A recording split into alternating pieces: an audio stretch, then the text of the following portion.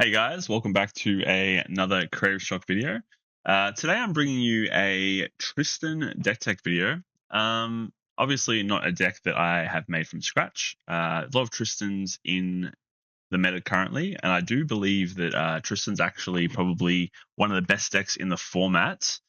I have been doing pretty well with Tristan so far in the last few events. Let me just bring up my Fractal of Insight before we jump into um, the actual deck. Bring this over. So I have played it 2 in a row. I was going to probably play it in the next event as well. So I played it in the Adelaide DTR regionals. I went glimpse. So I went 3-0 and then just decided to. I think I drew here.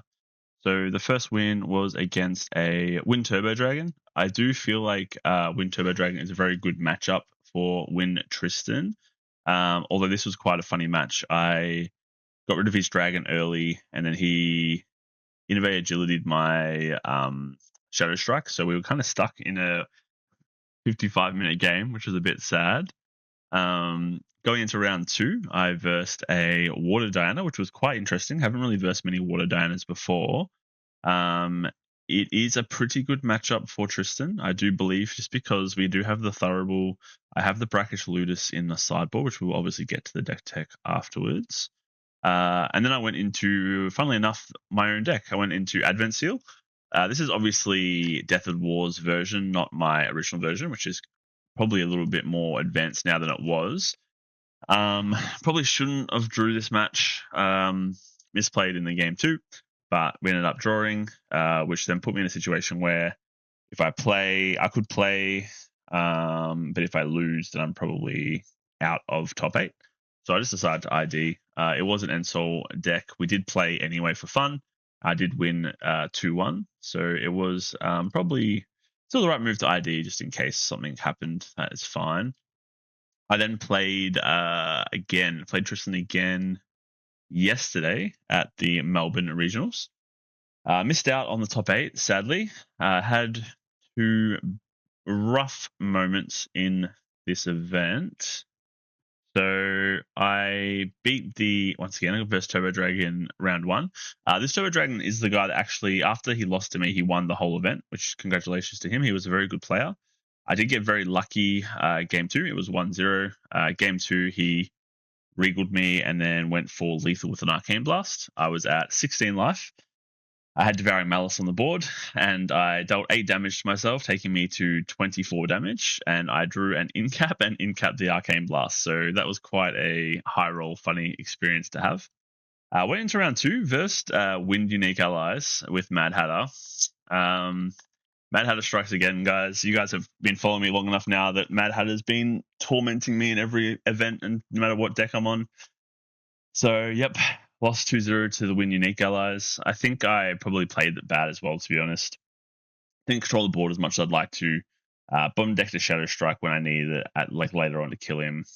Probably wasn't a great game played, to be honest. That's fine. We end up 1-1 there. Bit of a rough spot. Go into a suited hybrid Tristan and Tenoris. Was a newer player, but he has played other card games before.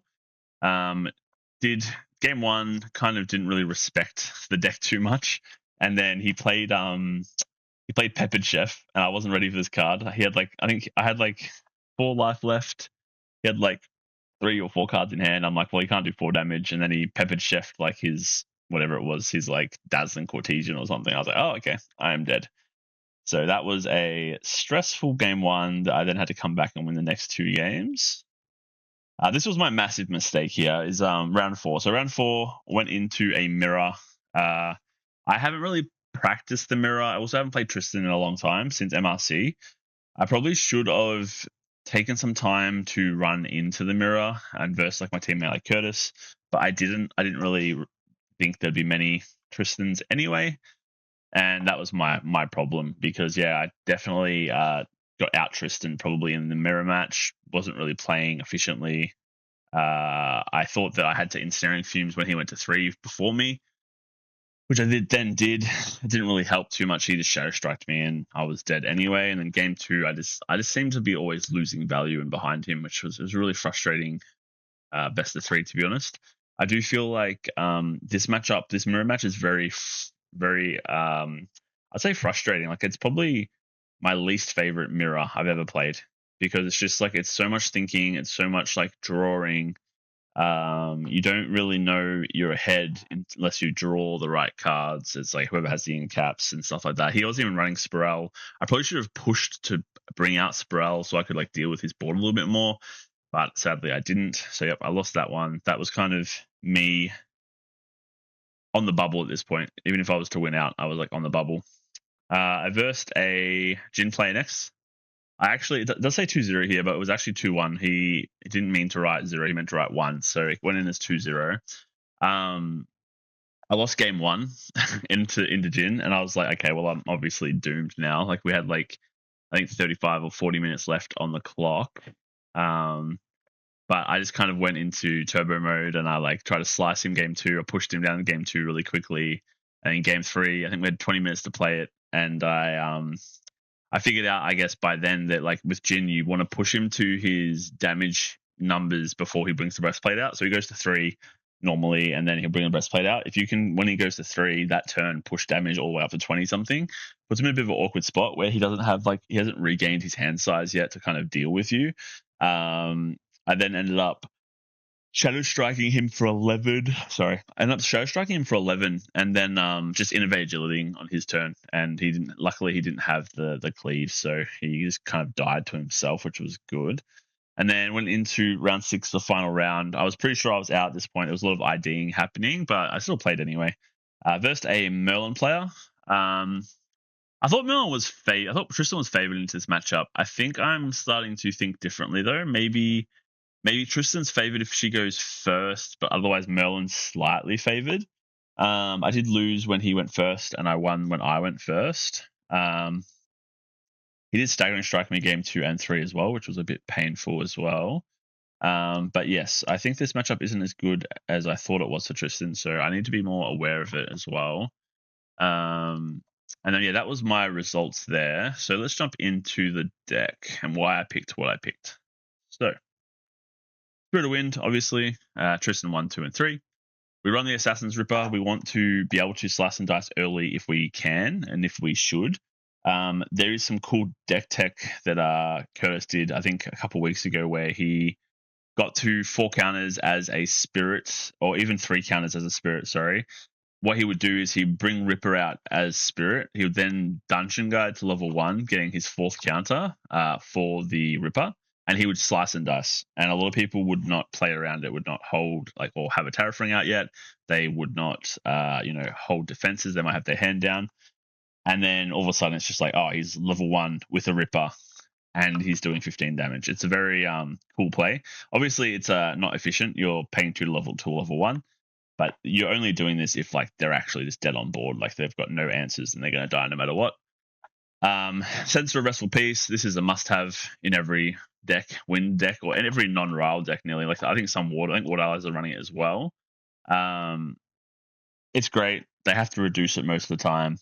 Melon gets around it because they can still eat the float, which is kind of annoying, but it is what it is. More often than not, this is coming out turn 2. Tristan also has the strength to, I guess, bring something like this out and still gain prep from allies and build a board and draw cards. We have Grand Crusade's Ring.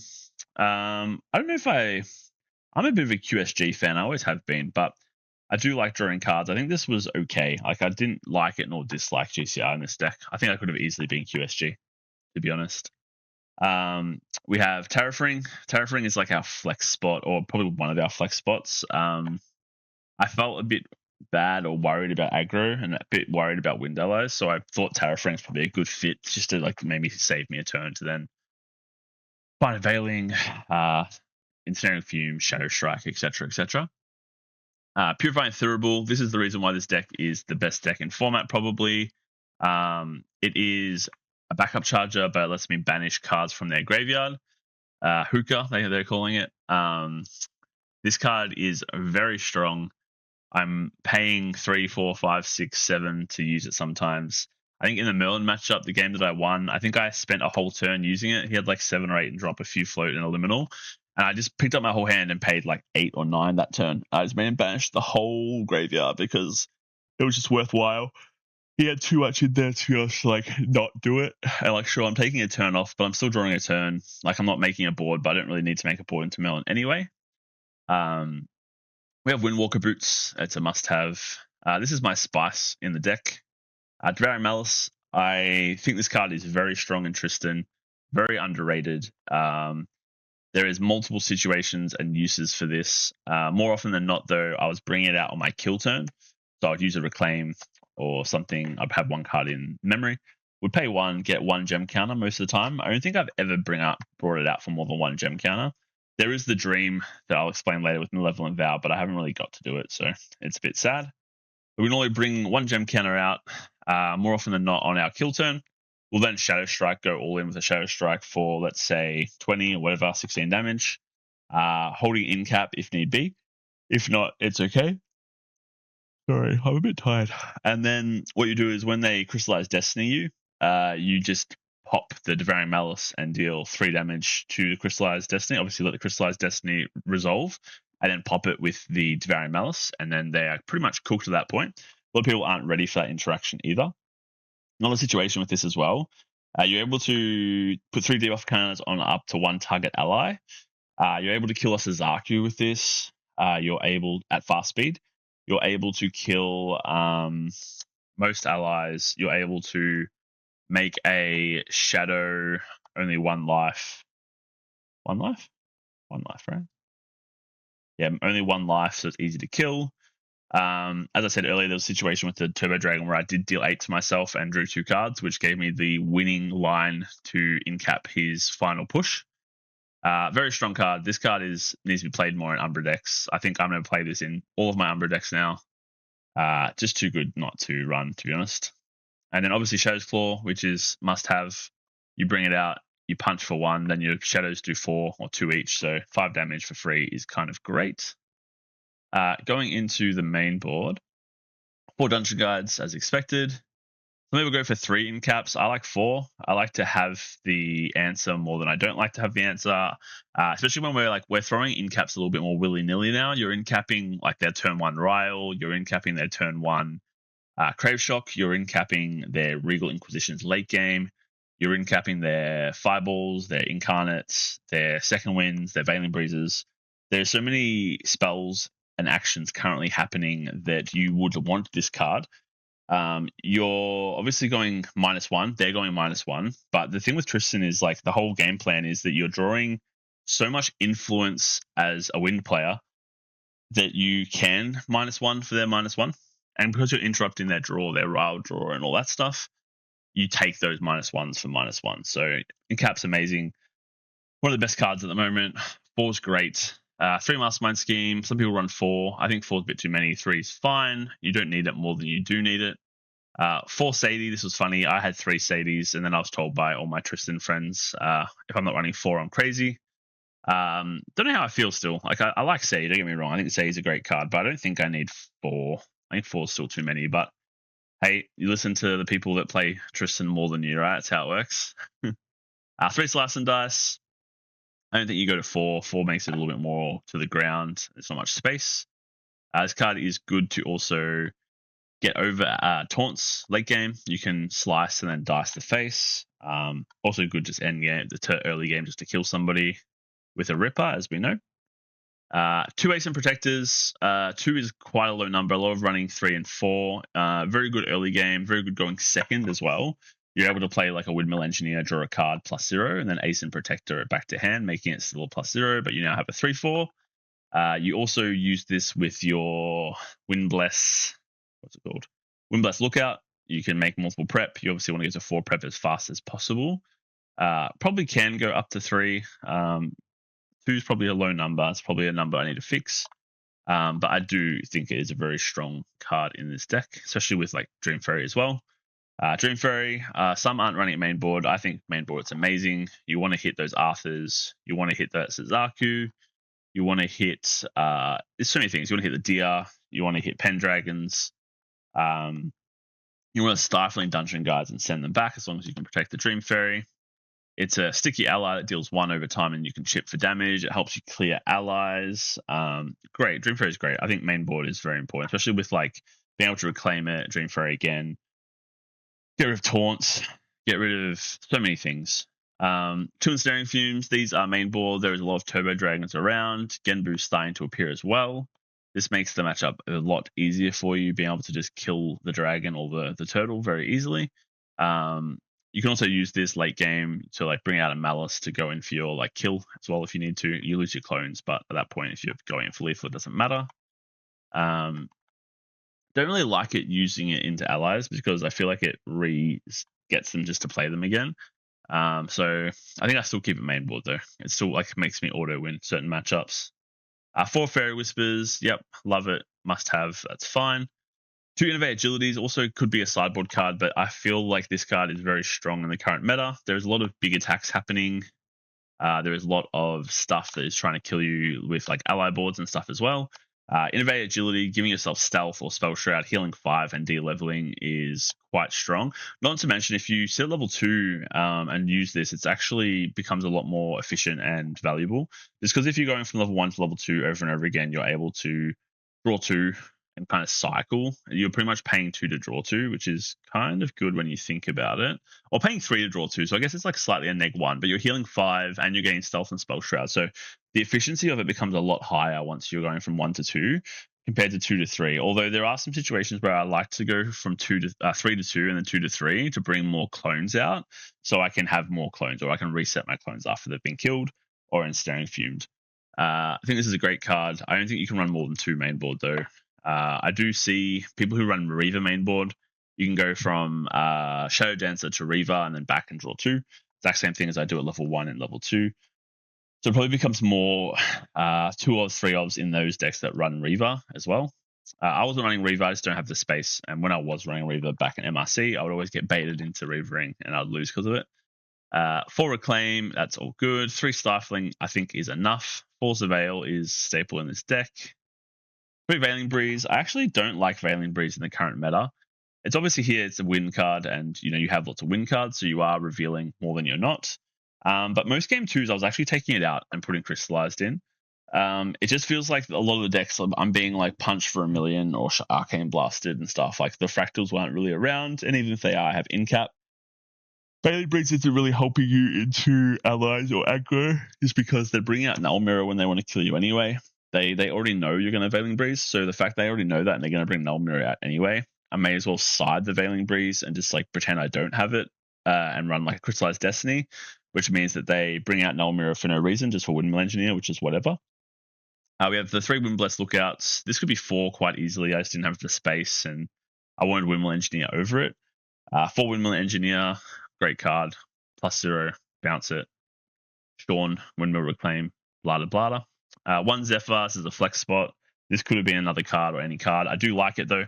I like the 1 Zephyr to Zephyr a Dream Fairy. You can Zephyr and get an extra prep counter. You can Zephyr an ally. You can Zephyr a Breastplate. Quite good. Can't really fit more than 1 currently though. Maybe 2. This is my Spice card. So Malevolent Vow. Discard up to 3 cards. Recover 3 plus X, where X is 3 times amount of cards discarded this way. Put Malevolent Vow on the bottom of your champion's lineage. Inherit effect, this object gets -2. So if you are to discard 3 cards, you heal 10 health. This card's never seen play, really, in general, but especially not in Tristan. The reason why I like it is that a lot of aggro and allied decks and stuff, they kind of push their load and try and burst you on a turn. If they fail on that turn, they kind of run out of gas and they need to tickle you over the line.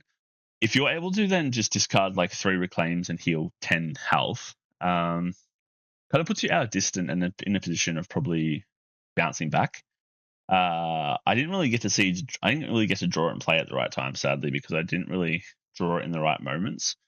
I did want like the dream where you discard 3 reclaims, play this, heal 10, bring out Malice, 3 gem counters, but sadly I was not able to line it up. This card's good. I don't know if I keep it in though. It could easily be the Penumbral Waltz spot. It could easily be a win spot, like another Aeson.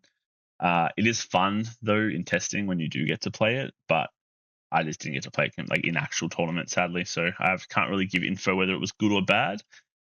We have the 3 Shadow Strikes, pretty basic, and then we have 3 Spirels. So Spirel is the MVP of this deck now.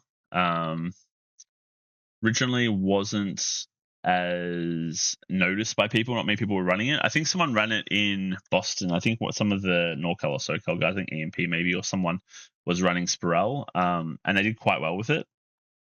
I put it in for testing as well. I was already playing it in Seal Sideboard, and this card's just crazy. Like, it's insane. And the info I had, obviously, from playing it in Seal, being able to put a 2-cost in against Tristan and, like, negate a Shadow Strike or stuff like that, just gets even better in this deck. Like, you're able to put a spare Shadow Strike down to stop an opponent's Shadow Strike.